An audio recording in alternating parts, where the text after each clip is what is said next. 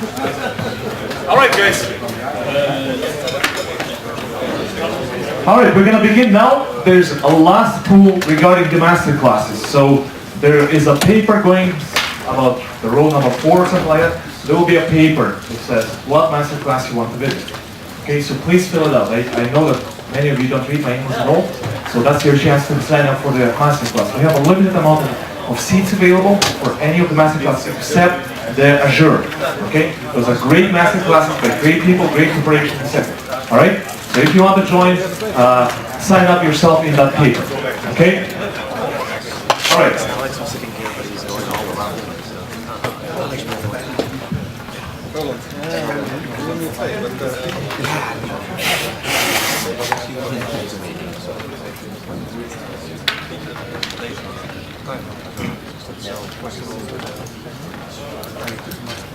No, it wasn't. Good morning. Good morning. You get a lame arm holding the thing all day. My name is Adnan Hendricks. We'll be talking to you about the modern workplace strategy all you guys should be using. Who's using Windows 10 in the workplace at the moment? Okay. How many guys are still using RDS, Citrix?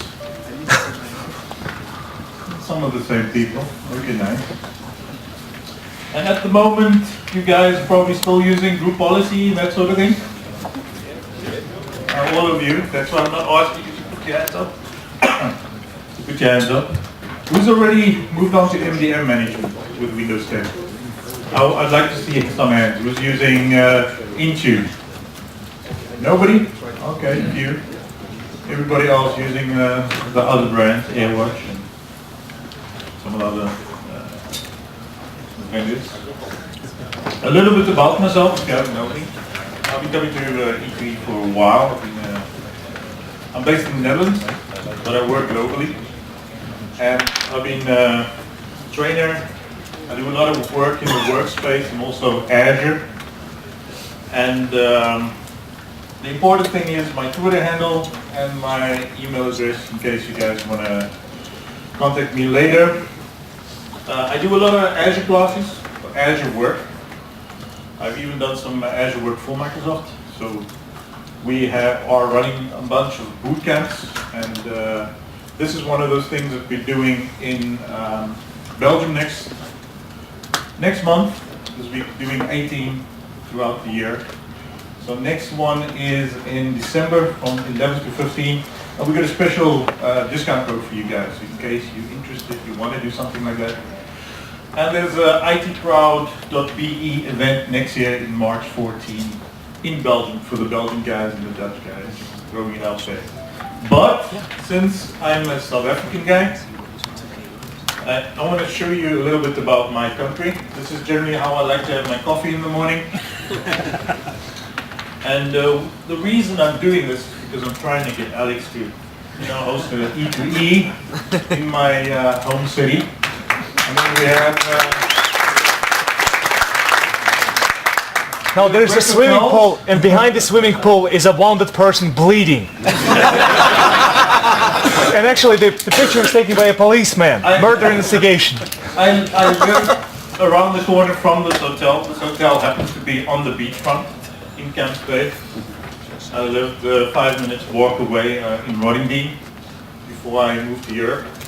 And this is our, the beach across the hotel with a nice mountain. Some more beaches that we have. And, our people are very patriotic, with the flag and everything.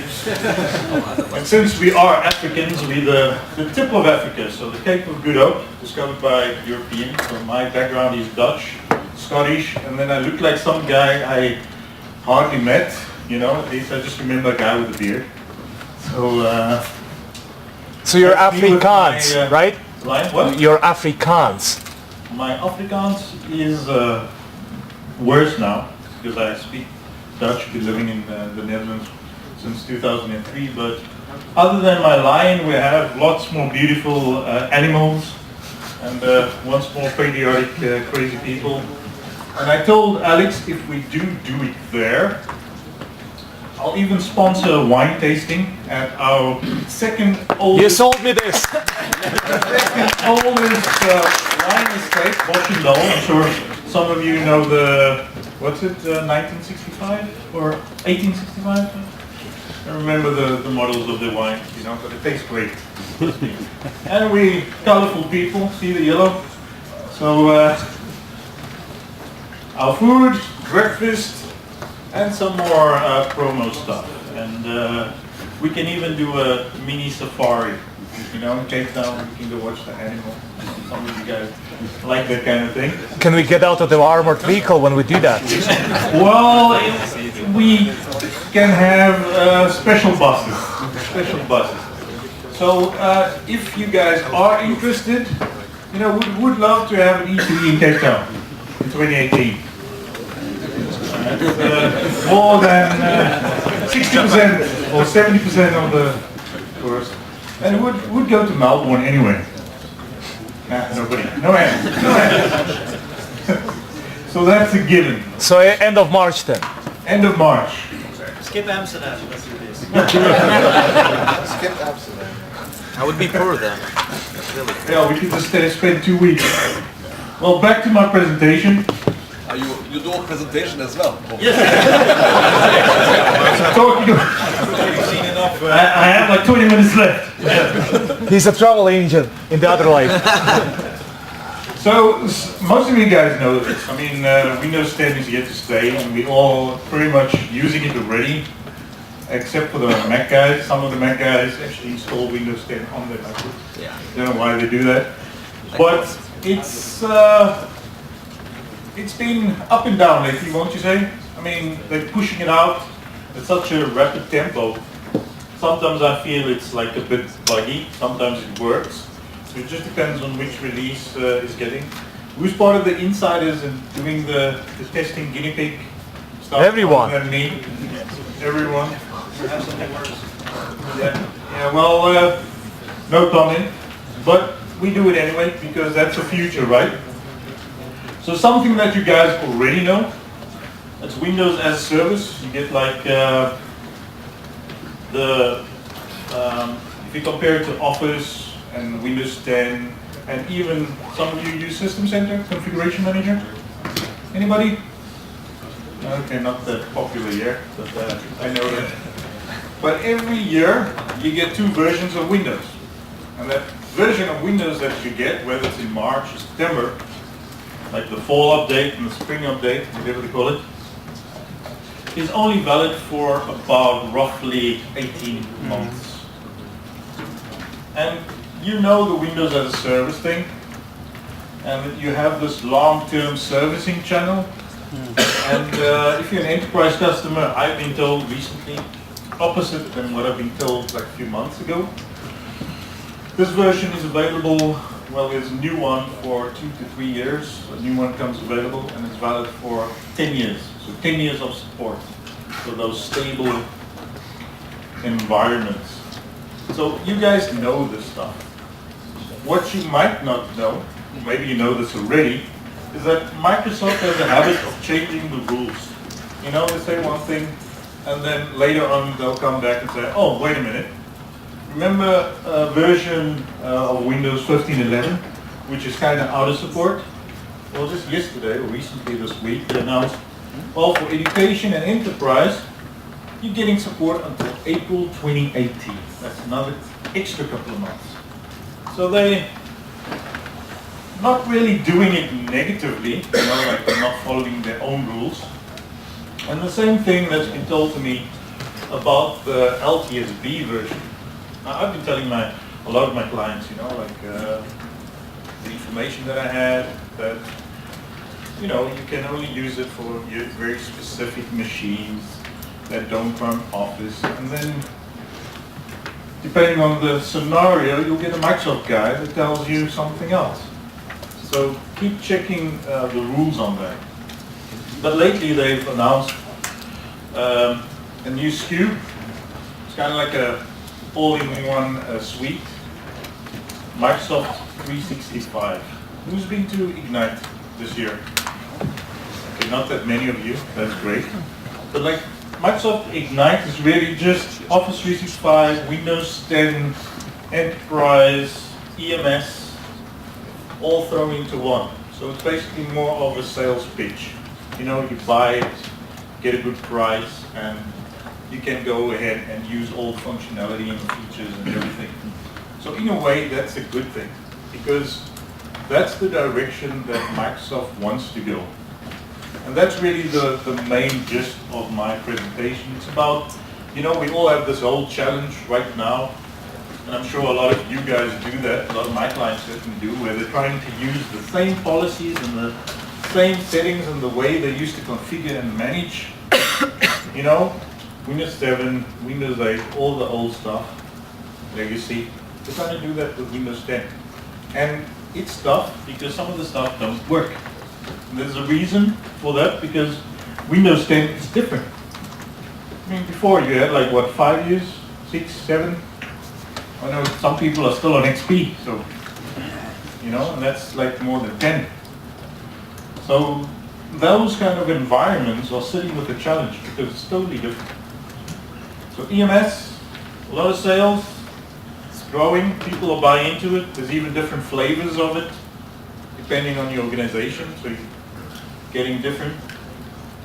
Education is really specific for those educative organizations. I've also got prizes, but no booze, unfortunately, so if you're a fan of the dark side, I have some Star Wars things for the good questions. For those of you that have been using Intune for a while, it's more integrated in Azure at the moment. It was a separate console, and it's fully integrated. It's much better. And I'll have a look at that. So this is really the way forward, or the direction that Microsoft wants people to move to. I mean, a lot of you guys are probably on Office 365 already. Let me see who's using it. I'm using it for my business. So if you got Office 365, you already have an Azure AD tenant. So your cloud identity is set up. And you can do a lot better fine-grained tuning with security and certain policies and security access based on that than you can really with a Active Directory account. One of the new things, self-service deployment, autopilot. I'm sure you've heard of it. Who's tried it before? Windows Autopilot, okay, not that many people, but it's also quite simple. The idea is you get a new machine and you just log in. It's that simple. You log in with your Azure AD account. It recognizes your tenant, and all the policies that you define will just go and configure the machine. So even if you go to the local MediaMarkt or Saturn, or I don't know what they call it in your country. Like I travel a lot to this breaks. I just go to the closest hardware shop I can find. I buy the cheapest computer. I log in and I'm back online in like half an hour. Takes a while, but it works. And you can go and configure that for your users. We got a question from Alex. So what exactly will happen? You log in and what exactly happens? What happens is, like, firstly, you can't really buy Enterprise at one of those shops, right? So you're getting Windows 10 Pro, ideally. When you log in, it will go and change, kind of apply certain packages, provisioning packages to the machine. So it will go and set up the machine. So it will download provisioning packages where it will go and change that Pro to Enterprise, and then apply all the Enterprise settings. So doing it lockdown, say you got VPN clients and that sort of thing, it will go and try and download software and just set it up for you, basically. Question at the back. So how would the Microsoft Store register your device with autopilot to implement for Intune? Now that's the part that still needs some figuring out, because the store is a bit separate. So it can, I think, connect and automatically configure the apps that you have access to based on the policies that you go and apply. And whatever you have set up, because this is set up in Azure, so if you have Azure services like websites and applications and things, you can pretty much configure it with those policies, or the user just signs in to a store, and once you sign in, you can download. Think of the way we use our mobiles. And for that very big question, are you a dark side or Yoda? Dark side. Okay. So because of you know, the yep, you. So there's a lot of new opportunities. I mean, think of the way you use your mobile. I mean, you just sign in, you connect to a store every time you want an app, you download that. Every time you need there's an update, you run it without thinking. So why are we so stuck up when we have to do that on our laptops? You tell me. I mean, that's ideally where Microsoft wants to go to, where you stop thinking about this thing. It's just a device. And it's pretty much the same thing like your mobile or your tablet. I mean, the minute you get I'm a Microsoft guy, but I use an iPhone. It's got the same amount of memory, 256, well, this one's got more, but 256 gig, better than my laptops and my tablets and some of my other stuff. But the apps just work, and that's the thing with Windows 10 and the future. The future is where we want to get to, without those old legacy stuff. But the block on our leg are the developers and those companies that are using those LOB apps where it's so monolithic, they can't move away from it. There's just too much investments. And this is really where the different paths to modern management that you want to get to, right? So you have those kind of organizations that embrace cloud computing and go full on, Office 365, Azure AD, etc. Another question at the back.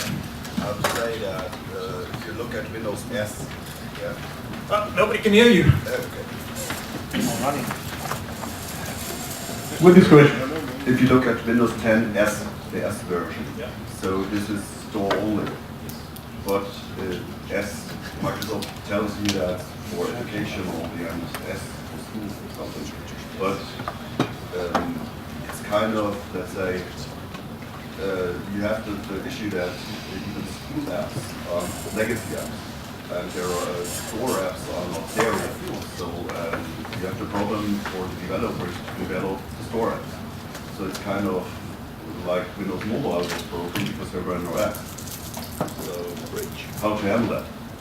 Well, there's new ways, or Microsoft is investing heavily into more the developer side, which is why for us IT pros it hasn't been that much new or as much events, I'd say, coming from Microsoft, as more they're still trying to wow the like the developers. So very correctly, with Windows 10 S, more for education and stuff, the idea is only to allow for store applications and for like websites. And the thing about this whole new push to like modern management is really to go and invest in the cloud. I mean, if you look at ORS, Azure, these kind of platforms allow you to go and set up different kind of app services in a cloud-friendly way. So if you need that service, you can just set it up on the environment, and if you're using like Windows 10 S, ideally you will move to that platform for those kind of applications. But to answer your question, Microsoft's really investing into the development world and sphere. Just this week or last week, they announced a new dev test environment, where you can go and test your application that you're developing on different platforms, whether it's Windows 10, and it's all virtual in the cloud, even with mobile devices, or iOS, Android, etc., to test your application, make sure it works on the platforms. Ingmar. Yes. Now, how do you see that modern management is going to solve any issue with legacy applications? Because in the end, it's the applications which are our biggest issue. Applications are holding us back, but you know, we gotta change our strategy. We know what needs to be done, but the thing is, if we, well, you know, like Microsoft, if Microsoft doesn't, you know, say, well, we stop investing in the traditional tools and management options, then those kind of companies have no choice but to move across. So ideally, we the guys that have to take those clients' hands and help them about to get the strategy in place. So my presentation is really just about getting that strategy in place and where you can go and change and what the options are for those different applications. I mean, but I think Microsoft's done a really good job on sort of the Centennial or the Windows Bridge stuff. yes, You know, sort of based on some of our to in-house stuff. kind of It's convert actually, certain applications Yeah. to run. But that's the future. We're still a long way off. I mean, some of our clients, they can't even get there. But the idea is, you know, you have clients that are cloud first or cloud minded, and then you have like a big switch transition. So you have certain workloads that you have to go and modernize that or rewrite those applications. And things like Azure can help, okay? I mean, you can, different ways, and ideally at the point that Microsoft is making available right now is co-management. You know, stepping off traditional IT and moving towards a more mobile device management strategy, so you can use both. Yes, Sash. You know, but when you have application which people took like, okay, they planned 3 years to development, took Yeah. them 6 to develop this, cost like 10 million, yeah, and then you tell them, oh, it's simple, just rewrite it, and they know, oh, please no. You know, that's actually the biggest problem. You know, that they have a bad experience to develop the application, Yeah. and now you sell to them is simple. You know, you can make very simple web application out of it, and they will say no, we have created it. It will took us 5 years, and who knows where is Microsoft in 5 years? You never know. Well, Microsoft's one of those companies, if you give them enough money, you know, they'll try to keep you happy. I mean, some Dutch government organization, I think, still running on XP, if I'm not correct. Maybe some of the Dutch guys can correct me on that. But they paid Microsoft a lot of money and they're still going strong. Strong. So co-management, or the direction you should be like moving towards, because most of the traditional management options really on the Microsoft side is deprecated.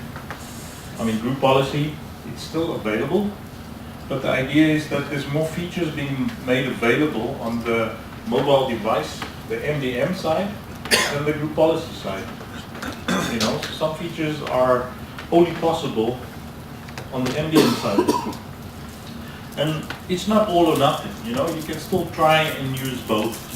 So the idea is more that you're going to look at your end users, so the ones that can move or don't have the needs of certain applications that are holding them back, you can like move them towards new, more modern management side. So traditional IT stuff, that's all the things that you're probably using already.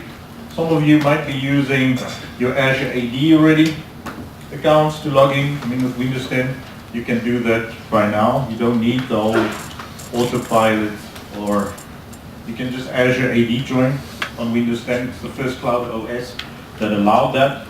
And you can manage it with MDM policies, which is more fine-tuned and better for the new flexible security options, right? And also Azure AD activation. I mean, you have your own on-premises tools. So some of the current management options, you know, this is where the difference is.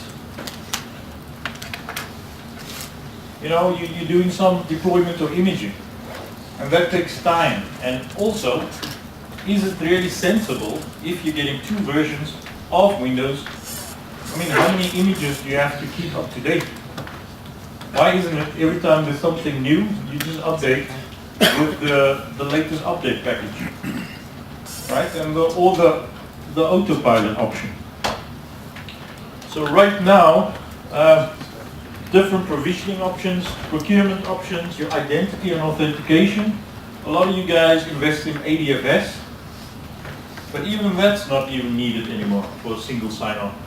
I mean, with the new Azure AD Connect, you can have pass-through authentication, which allows single sign-on with your enterprise application. So, you know, the requirements on the back end for the infrastructure is getting less and less and less if you're moving towards a more modern approach. I mean, this OMR DM, Open Mobile Alliance Device Management, just a standard built into Windows. So any MDM application compliant to that can do that. So current configuration and security options, I mean, this is what you're using to kind of lock down machines, group policy. I mean, some of you guys, we're still using roaming profiles anyway. Nobody, except Freak, maybe? You guys? No? So, enterprise state roaming, something allowed through your Azure AD account. And it's just a checkbox in your tenant, in your Azure AD. Conditional access, much better than traditional security. So you only get access to something if the device has certain policies in place. So restrictions based on a scenario instead of just your account. Because what happens if somebody hacks your account? So just you can get better flexibility. I mean, so you're going to try and move towards something more flexible and use identity-based security.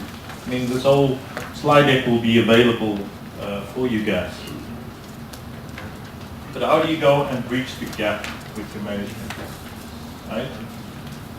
I mean, right now, if you're using Azure AD, you can get bulk enrollment. Think about, for those of you guys that use iOS and their device enrollment program, where you can provision a lot of machines. So what you can do is just specify the policies and the settings that need to be applied to those devices. Make sure that if you set up autopilot, the device or the devices or their information is like published in the cloud, so that when somebody tries to sign in and they get that device ID or the hash of the device, it's just a PowerShell script that you run on the device to get the hardware ID. Ideally on new machines, like let's say you're buying from Dell, HP, or wherever your supplier is, they'll give you a list of all the machine IDs or the hardware IDs, the hashes in the CSV file. You just upload that. That's when you set up a device profile. So the cloud knows which devices. So when you sign in and it's one of those devices, it will just get the autopilot configuration. Some of the settings, like I mentioned, provisioning packages, different application support for those of you that use AppV, it is still available, but obviously things like Office click to run. And there's ways you can go and try and convert or look at moving towards the whole co-management by checking which group policies you have. So any group policies that you have, Microsoft made a tool available. It's the MDM migration analysis tool to kind of help you guys assess, okay, these are my management decisions. So it will look and do a scan on a machine that has settings applied, and it will give you options. Like these options or these policies, we got a one-on-one match with MDM policies. And these almost match up to these options. So there are ways in which you can go in. And I'll show you guys in a minute what that looks like. And I got to do a demo, right?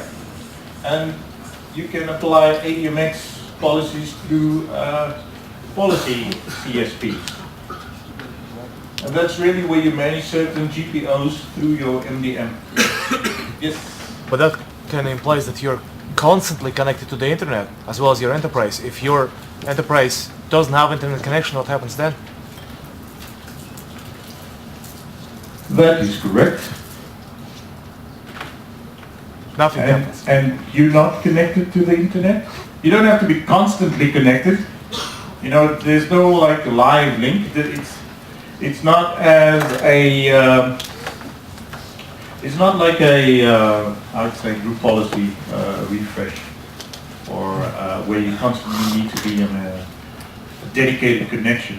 It's just you're getting the policy, it gets applied, and then whenever you're trying to access a company assigned resource, it just does a conditional access check on your device. Do you have this policy in place? Is it the company device? You know, just extra checks that you can base on who you are, what you're using, and which application you're trying to access. So it's much better than security groups, where you're basically getting access to a company resource because your account was placed in a security group. And we all know that's not really secure, right? It's quite easy to hack your username, password. I'm sure Remco already has everybody's details. But this is just a way you can go and match things like your specific GPOs to an MDM policy and try and assign that. So if you go and try and Intune manage or MDM manage, you know, a lot of people still don't trust Intune, even though it's more mature. So instead of group policy service, it uses a CSP, configuration service provider, to kind of apply those settings. And the OMA URI prefix, generally it will go and look at a device, a policy, and a configuration setting.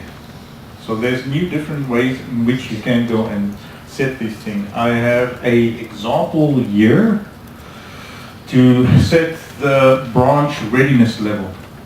So remember, we're already doing that with group policy probably, or WSUS, or if you're using configuration manager, you have service, setup servicing. And that's just where you're saying this Windows 10 machine is either a current branch or what they call now annual, semi-annual channel. And they change it to targeted and semi-annual channel. Yeah, just that. But it's really just a change of names. You know, they just changed the marketing angle because people thought it was a new special version of Windows. So now businesses can use it. I mean, the date, well, support date didn't change. Still, Windows 10 and the version, and that's what it is. So that's one of the ways you'd be able to set that in an OMA URI setting if you're going to apply it using MDM. But like I mentioned, the Microsoft MDM Migration Analysis Tool, or MMAT, can help you. I just want to show you guys. Okay, this is where it gets tricky. I'm going to put the mic down. I'm pretty sure I don't need that anyway. Is this live demo? All live. All live. But I'm keeping it simple.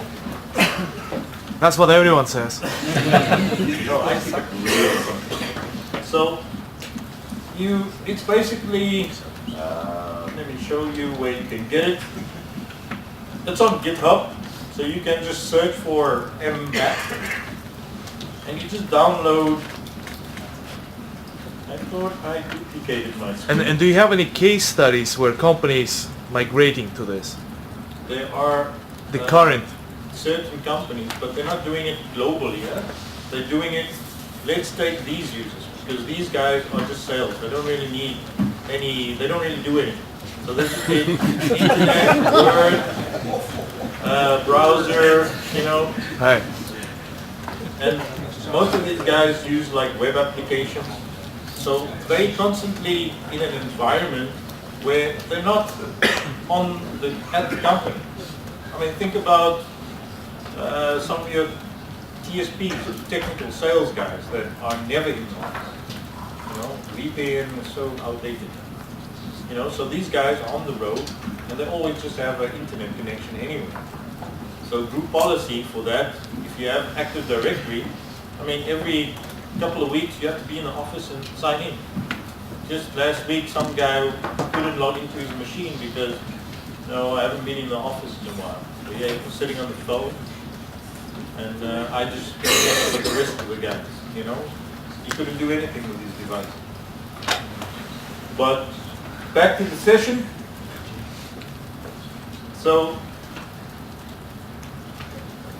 MMAT, you download it, and it's really just a PowerShell script that you run on the machine. You just run it on the machine, and then it will create 3 files, which is really an MDM migration analysis XML files. So we all know what XML looks like. Garbage to us, right? And it creates an HTML file and then a log file. But this is the output or the file that you would go and see. And you can see that there are certain, it pulls up a report with different sections. So computer policies, based on the group policies that you have applied, it will go and assign which policies are supported in MDM. And it will give you advice. You mustn't take this as gospel. You're not going to, things like maximum password age, minimum password length, history, that sort of things. I mean, there's other ways you can go and configure that in the MDM environment. So you're not going to take one-on-one thing out, like which server to use, clear text password, especially. So certain supported AMX max policies, it will just give you options stating which ones can be moved across, and then in red which ones are not supported. So then you're going to think about, okay, how can I apply this specific setting in my MDM environment? And some extra options. And it will always give you some kind of advice.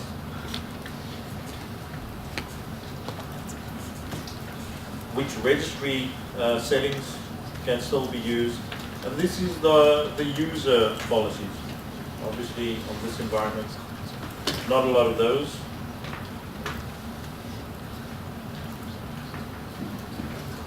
And it will just tell you in advance which options can be set. So it's a simple tool. Just run it using group policy. And then to get back to the presentation.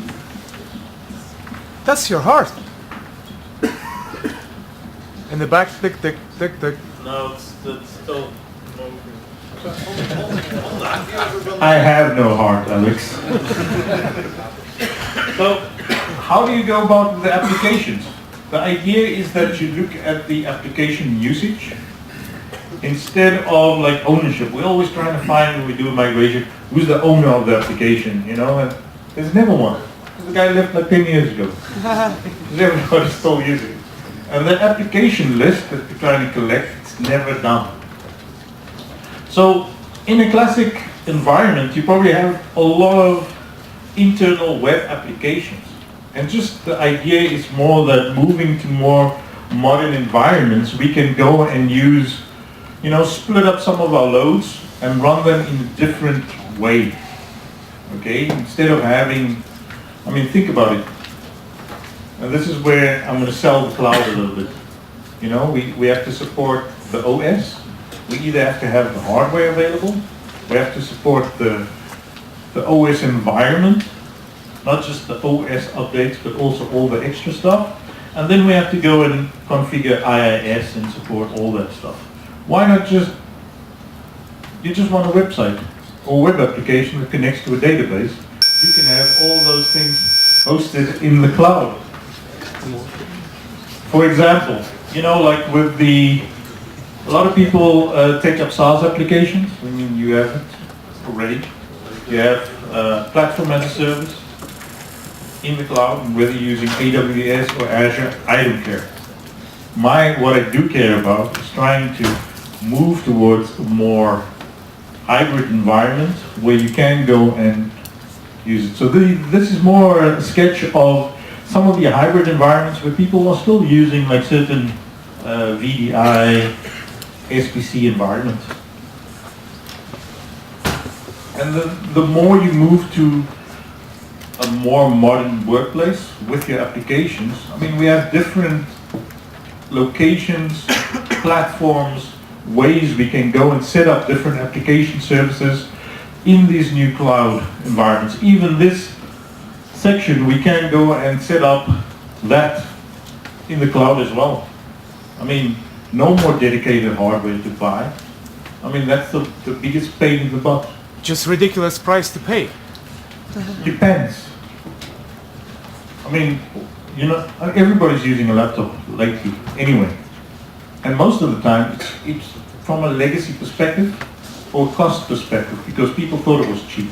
It's never been cheap. And you're always just using, or at least you're buying a moment in time where you're maximizing your investment. So this is really the place we need to end up, the future, or at least how I see it, because we don't have much of a choice. We have to get there. Most of the ways we are still trying to put classes and everything is being deprecated. So think about that, guys. So whether you're moving or lucky enough to work with clients that are cloud first minded, or if you're going to take them step by step, just look at the roles of your users. Not everybody needs to jump at the same time. And for that, if you have extra questions afterwards, thank you for attending. Don't forget, take time.